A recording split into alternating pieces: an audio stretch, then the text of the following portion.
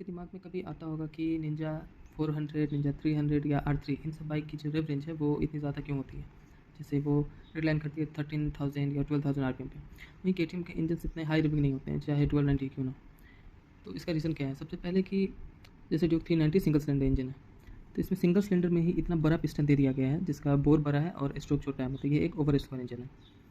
तो इस केस में क्या है, जो कॉन्टैक्ट एरिया है सिलेंडर से पिस्टन का वो ज़्यादा है, तो उसके वजह से इस बड़े पिस्टन को मूव कराने के लिए इस पर थ्रस्ट काफ़ी ज़्यादा चाहिए, तो इसमें फ्यूल ज़्यादा जाता है जो कि एयर के साथ मिक्स होकर आता है। तो इनका जो रेशियो है वो काफ़ी ज़्यादा अमाउंट में होता है इनके मुकाबले, तभी वो जब ब्लास्ट करेंगे तो इस पिस्टन को मूव करा पाएंगी डाउनवर्ड नीचे की तरफ।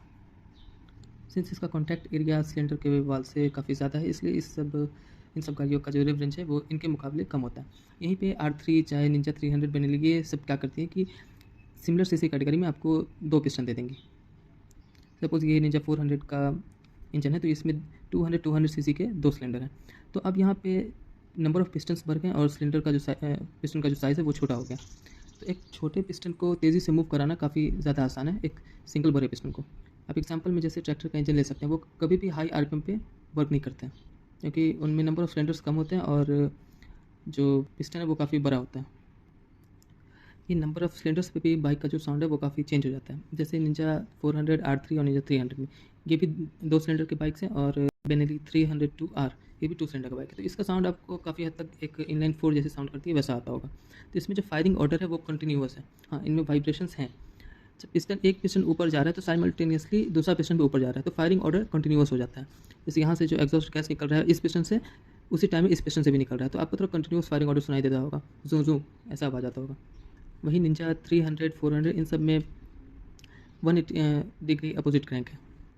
तो एक पिस्टन जब ऊपर जाता है तो एक पिस्टन नीचे आता है, तो एक पिस्टन जब ऊपर जा रहा है तो उसमें जो वाइब्रेशंस आती होंगी बाइक में वो दूसरा पिस्टन काउंटर कर देता है। इसलिए ये सब बाइक्स काफ़ी स्मूथ होती हैं और रिफाइंड फील होती हैं, बट इनका जो आवाज़ है वो लगभग वो आपको कुछ हद तक सिंगल सिलेंडर की तरह ही सुनाई देगा, क्योंकि जब एक पिस्टन फायर करता है तो दूसरा पिस्टन नीचे रहता है, फिर ये नीचे आएगा ये ऊपर जाएगा, तो इसलिए इनमें जो आवाज़ है इनकी तरह नहीं आ पाती है।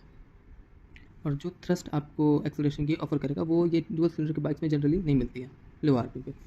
ये आपको हाँ हाईएस्ट रेव लिमिट है तो ये जल्दी पहुंच भी जाएंगे, बट इस बाइक के मुकाबले अगर ये 4000 आरपीएम पे जो पावर प्रोड्यूस कर रही है वो हो सकता है इससे थोड़ा ज़्यादा आरपीएम प्रोड्यूस करे। जैसे R15 MT15 है तो उनके पिस्टन्स छोटे छोटे हैं, तो वो क्लोज टू रेड लाइन करती है 12,000 आरपीएम पे। वहीं ये मेरी जो ड्यूक 390 है वो 10,500 तक की रेड लाइन करती है। इसलिए इनमें ये लिमिटर लगाया जाता है कि ये बाइक इससे ज़्यादा ऊपर रेव ना करें, नहीं तो फ्रिक्शन की वजह से ये एरिया इतना गर्म हो जाएगा कि पिस्टन और सिलेंडर आपस में चिपक जाएंगे और सीज कर जाएंगे। माना कि लिक्विड कूलिंग है, बट कूलिंग एफिशिएंसी इसके हीट होने से कम है। वहीं ये एक रॉयल एनफील्ड की बाइक है, तो इसमें क्या होता है कि सिलेंडर का जो लेंथ है वो काफ़ी लंबा होता है, तो इसमें जो पिस्टन है वो भी जो सिलेंडर है उसका जो स्ट्रोक है वो लंबा कर दिया जाता है, तो ये पिस्टन यहाँ से यहाँ तक ऊपर आता है फिर नीचे आता है। तो इस केस में भी हम आरपीएम को तेज़ नहीं कर सकते हैं, क्योंकि कहीं ना कहीं यहाँ पिस्टन को यहाँ से ऊपर आने में जो कॉन्टैक्ट एरिया है और टाइमिंग वो काफ़ी ज़्यादा लग रहा है, और कनेक्टिंग रॉड भी काफ़ी लंबा हो जाता है लॉन्ग स्ट्रोक इंजन में, या फिर क्रैंक भी बड़ा हो जाता है। तो इसी सब रीज़न से रॉयल एनफील्ड की जो चाहे कोई भी लॉन्ग स्ट्रोक इंजन वाली बाइक हो, उनका जो आरपीएम है वो कम रहता है, लेकिन वो कम आरपीएम पे ही आपको टॉर्क ज़्यादा जनरेट करके देंगी।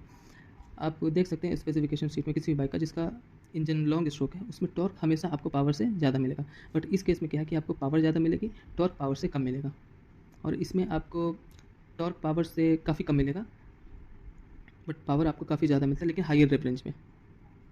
वहीं इनलाइन 4 इंजन में क्या होता है, वो 1000 सीसी कहलाती है इसलिए क्योंकि उनमें जो 4 सिलेंडर यूज़ किए गए हैं वो सपोज़ अगर 1000 सीसी की बाइक है तो उसमें 250 सीसी के 4 सिलेंडर्स यूज़ किए गए। हाँ, अब उनमें भी शॉर्ट स्ट्रोक इंजन ही है, लेकिन शॉर्ट स्ट्रोक इंजन की क्राइटेरिया ये है कि बोर बड़ा होना चाहिए स्ट्रोक से।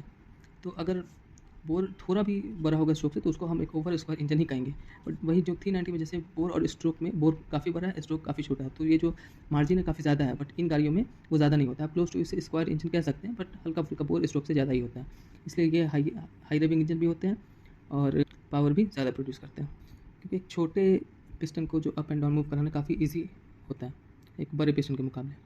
आप कावासाकी की ZX25R है, उसकी आरपीएम लगभग 60-70,000 आरपीएम तक जाती है वो, क्योंकि वो इंजन छोटा है, उसमें पिस्टन काफ़ी छोटे छोटे होंगे, जबकि 4 सिलेंडर में फिर भी ऐसे वो इनलाइन 4 इंजन में ये पिस्टन ऐसे नहीं होते हैं, उनको कुछ इस तरीके से होते हैं ये दो साइड के पिस्टन नीचे होते हैं, तो ये बीच के दो पिस्टन ऊपर होते हैं एक टाइम पे।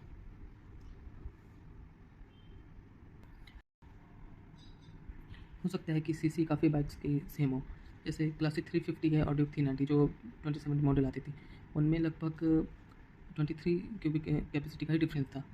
बट कैरेक्टर में काफ़ी ज़्यादा डिफरेंस है, क्योंकि इंजन का जो आर्किटेक्चर है, जो डिज़ाइन है, स्ट्रक्चर है, वो काफ़ी डिफरेंट है।